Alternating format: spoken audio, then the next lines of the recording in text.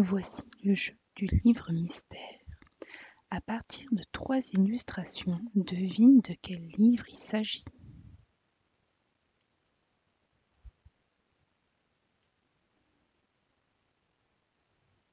Alors, tu as une idée?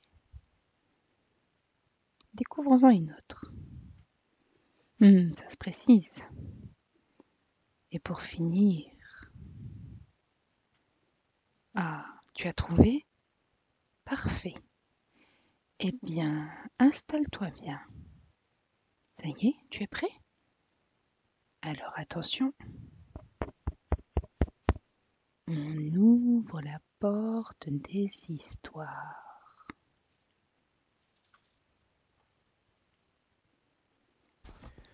Cornebidouille, une histoire de Pierre Bertrand, illustrée par Magali Bognol. Quand il était petit, Pierre ne voulait pas manger sa soupe. Et ça faisait des tas d'histoires. Ça faisait des histoires avec sa mère. « Pierre, mange ta soupe. »« Non, je veux pas. » Ça faisait des histoires avec sa grand-mère. « Pierre, mange ta soupe. »« Non, je veux pas. » Ça faisait des histoires avec son grand-père. « Pierre, mange ta soupe. »« Non, je veux pas. » Ça faisait des histoires avec son père. « Pierre, mange ta soupe. »« Non, je veux pas. » Mais avec son père, ça faisait des histoires encore pires qu'avec le reste de la famille. « Et tu sais ce qui arrive aux petits garçons qui ne veulent pas manger leur soupe ? » ?»« Non, je sais pas. » Eh bien, à minuit, la sorcière Cornebidouille vient les voir dans leur chambre. Et elle leur fait tellement peur que le lendemain, non seulement ils mangent leur soupe, mais ils avalent la soupière avec. « M'en fiche, j'y crois pas aux sorcières. » Alors là, en général, Pierre se retrouvait au lit, l'estomac vide. Mais une nuit, il se passa quelque chose de bizarre. Oui, de vraiment bizarre. Dans la chambre de Pierre, la porte de l'armoire s'entr'ouvrit avec un grincement terrible.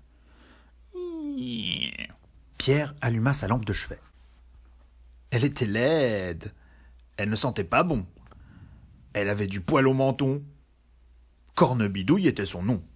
« Alors comme ça, petit morveux, on ne veut pas manger sa soupe. »« Non, je veux pas. »« Et tu sais ce que je leur fais, moi, au loustic dans ton genre ?»« Ouais, papa me l'a dit tout à l'heure.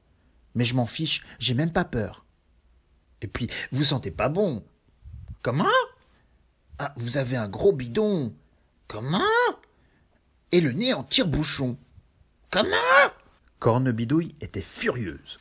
Elle a tiré la couverture, elle l'a mangée et elle s'est mise à grandir. Sa tête touchait le plafond de la chambre. « Et maintenant, moustique à lunettes, est-ce que je te fais peur ?»« Non, mais vous sentez le gruyère. »« Comment ? Et le vieux camembert. »« Comment ? Les chaussettes de mon père. »« Comment ?» Cornebidouille est devenue verte de colère. Elle a continué de grandir et elle a crevé le plafond de la chambre. Elle est arrivée jusqu'au toit et elle a commencé à manger les tuiles. « Alors, crotte de fourmi, est-ce que je te fais peur ?»« Non, mais vous avez un gros derrière. »« Comment ? Une langue de vieille vipère. »« Comment ? Le nez plein de vers de terre. »« Comment ?»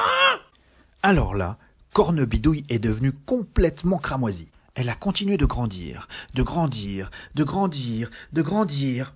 Elle est arrivée jusqu'aux nuages et slop, elle les a mangés comme de la barbe à papa. Puis elle s'est penchée vers Pierre et elle a essayé de lui prendre son doudou. Mais Pierre lui a dit « Stop, sorcière, pas mon doudou. »« Tu fais moins le fier. Eh bien, si tu ne manges pas ta soupe, je mange ton doudou. »« Mais sorcière, j'ai caché ma cuillère. » « Et où est-elle, cette cuillère ?»« Au fond de ma chaussette, mais je n'arrive pas à l'attraper. Il faudrait quelqu'un de vraiment petit pour aller la chercher. »« De petit ?»« Non de Ouistiti. D'accord. Allons-y !» Et Cornebidouille a commencé à rétrécir. « Mais je ne vois rien. Elle doit être tout au fond. » Foi de cornebidouille, elle ne m'échappera pas. Voyons, voyons. Oh, c'est qu'il fait noir là-dedans. Nom d'un caramel mou, mais où est-elle cette cuillère? Encore un peu plus loin, madame la sorcière. Un peu plus loin? Je n'y vois rien. Et puis ça pue là-dedans. C'est quoi ce tremblement de terre? Oh, c'est juste un petit courant d'air. Bonne nuit, cornebidouille.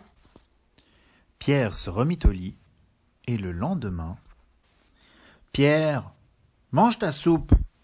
Non, je veux pas. On ferme la porte des histoires.